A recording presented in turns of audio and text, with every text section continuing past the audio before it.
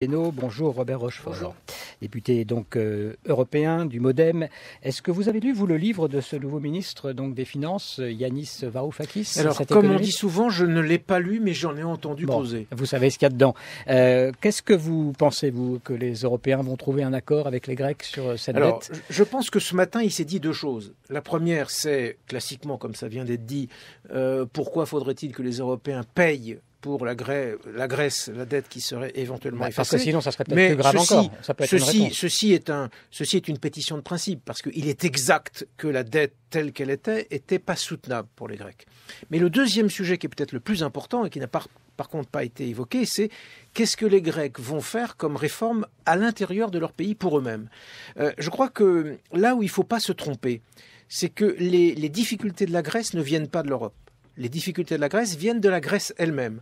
Dans le passé, on en a parlé avec tous les trucages des comptes, mais également dans le passé récent. Dans le passé extrêmement récent, ils ont appliqué bêtement une politique d'austérité, mais sans justice sociale en face. En particulier, vous savez bien qu'on a maintenu les exonérations fiscales de tout un tas de structures, en particulier de l'Église en Grèce.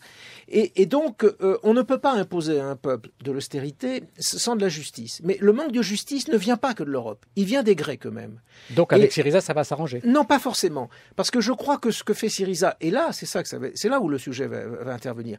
Quand on réaugmente le SMIC, je ne dis pas que ce n'est pas justifié pour les gens qui touchent l'argent ou qui touchent peu d'argent.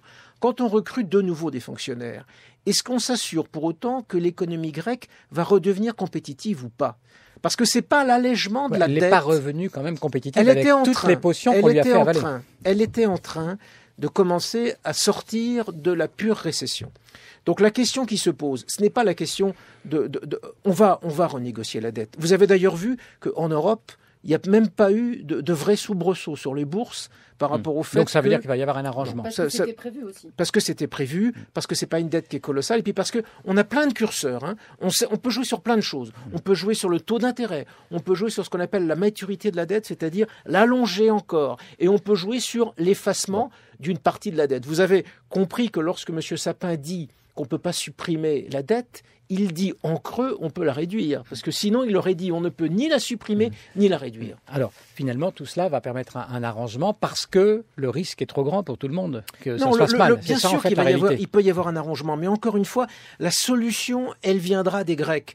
Et la question fondamentale qui se pose, c'est comment l'économie grecque redémarre. Donc, dans Syriza, il y a une bonne nouvelle. C'est le fait de faire des réformes de justice sociale. Il y a une nouvelle qui est moins évidente, c'est comment on relance l'économie en Grèce elle-même. Alors on parle de l'Europe justement, un peu plus largement. Les prix qui diminuent de 0,6% en janvier dans la zone euro, une baisse de 0,2% en décembre. Ça fait donc 2 fois de suite des baisses. Ça peut être considéré comme le début d'une déflation, en tout cas une menace de déflation qui persiste, c'est-à-dire la baisse des prix sur une période prolongée qui entraîne à son tour, on le sait, une baisse des salaires puis de la consommation. Le chômage, ça va légèrement mieux, léger recul en décembre. Je parle toujours de la zone euro, mais il y a quand même 18 millions de personnes qui sont encore au chômage. Alors, si c'est ça que vous voulez me faire dire, l'Europe ne va pas bien. La question, c'est de savoir si on va un petit peu mieux quand même. Alors, il y a 2 ou 3 choses positives. La première, c'est qu'il y a M. Draghi. Alors, M. Draghi, c'est pas le sauveur du peuple européen, mais il a quand même fait son job, avec ce qu'on sait depuis quelques jours, le rachat massif de dettes souveraines. À côté de ça, il y a M. Juncker. M. Juncker, il essaye de faire un plan d'investissement, et là, c'est bien différent de ce que faisait M. Barroso.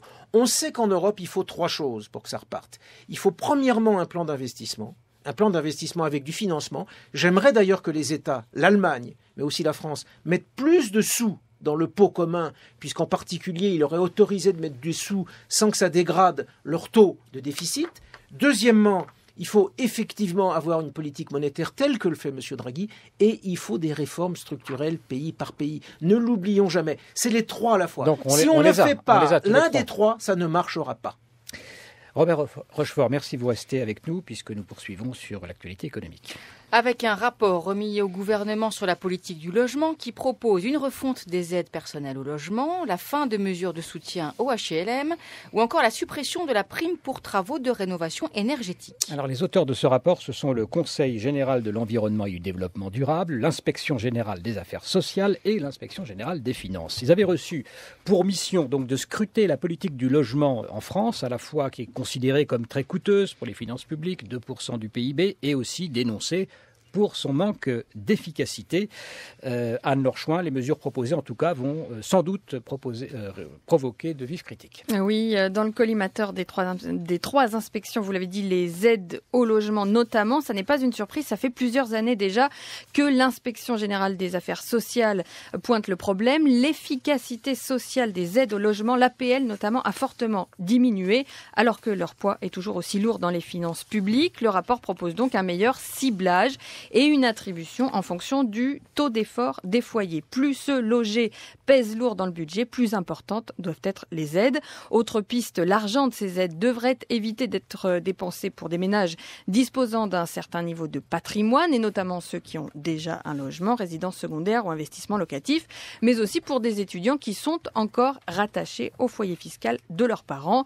Sur ces sujets, des parlementaires vont plancher dès la semaine prochaine. De façon générale, ce que pointe ce rapport, tenu bien à l'abri depuis l'été dernier, c'est le manque absolu de cohérence des politiques de logement qui concernent trop d'acteurs, qui consacrent la prééminence de l'État par rapport aux collectivités locales et qui a souvent tendance à se résumer à des dispositifs de soutien parfois contradictoires entre eux. Par exemple, les dispositifs de soutien à la construction, ils devraient logiquement aider à la sortie de terre de logements là où les besoins sont avérés, dit le rapport, mais de fait, ils servent surtout à soutenir le secteur du bâtiment dont l'activité est consommatrice de main-d'œuvre et de matériaux fabriqués en France. Résultat, on se retrouve avec un phénomène de surproduction de logements dans certaines zones et une pénurie de logements là où la demande est tendue. Pour résumer, s'il existe un domaine où faire des économies pourrait aller de pair avec gagner en efficacité, c'est bien celui de la politique du logement.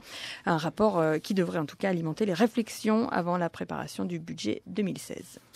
Anne-Laure Chouin, merci. Faire des économies pour être plus efficace, vous croyez à cela, vous, Robert Rochefort ? Oui, parce que cet exemple du logement est spectaculaire. C'est le cas dans beaucoup de politiques en France. On dépense beaucoup d'argent et on n'a pas l'efficacité qu'on voulait. Alors sur le logement, deux idées très simples. Toute la capacité, tout l'argent que nous mettons en place aboutit à quelque chose qui est en fait de favoriser la spéculation sur les prix des logements. C'est-à-dire que on solvabilise et donc on fait monter les prix. Mais on ne permet pas la construction là où il y a des vrais besoins. Et c'est ça le vrai drame, parce que la politique du logement coûte extrêmement cher et on n'a jamais aussi peu construit en France qu'en 2014. Peut-être que sans les aides, ça serait encore pire. Non, attendez, je vais vous faire une proposition très simple. Les aides, il faut effectivement les déplacer. Il faut aujourd'hui les placer sur ce qui permettra de construire là où il y a des besoins. Et il y a deux ou trois idées très simples. Premièrement, il faut que le prix de la terre, le prix du foncier, comme on dit, dans les endroits en tension, soit du prix qui soit pas cher. Et il faut pour cela, peut-être avec des fonds publics de l'État, qu'on permette aux collectivités territoriales, aux établissements publics, aux entreprises qui ont plein de friches et plein de terrains, de les rendre sur le marché en les mettant à un prix extrêmement bas, de façon à ce qu'on puisse construire le moins cher possible. Deuxièmement, réduire les normes. Troisièmement, réduire les délais, parce que c'est trop long en France entre le moment où on décide de construire et le moment où on construit vraiment. Et quatrièmement, le MoDem, d'accord avec la politique du gouvernement sur ces points-là, plus la loi Macron, pour l'instant, attendez, pour l'instant, il n'y a pas de politique, il y a un rapport. Donc déjà on va bien voir. Étape. Maintenant, indirectement, vous me parlez de la loi Macron, si je comprends bien, parce que le vrai sujet aujourd'hui, c'est la loi Macron. Voilà, loi Macron. Écoutez, avec aujourd'hui l'examen des professions réglementées. La loi Macron, la France va mal économiquement.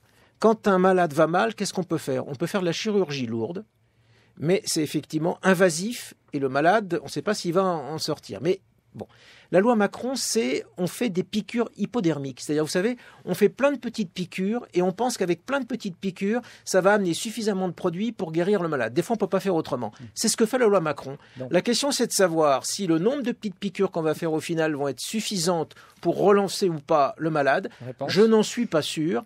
Et évidemment, du coup, il manque les grandes mesures. Tout le monde le sait bien. En l'occurrence, malgré tout, est-ce que par rapport à ces petites piqûres et ces petites mesures, il faut être contre? Non. Je pense qu'il y a des choses qui sont positives dans la loi Macron. Je pense par exemple à l'actionnariat salarial. Et à cet égard, oui, ça va dans un sens qui est positif, mais c'est absolument loin d'être suffisant. Et ça ne suffirait pas à elle toute seule, cette loi, pour relancer l'activité dans notre pays. Merci beaucoup, Robert Rochefort, d'avoir accepté notre invitation.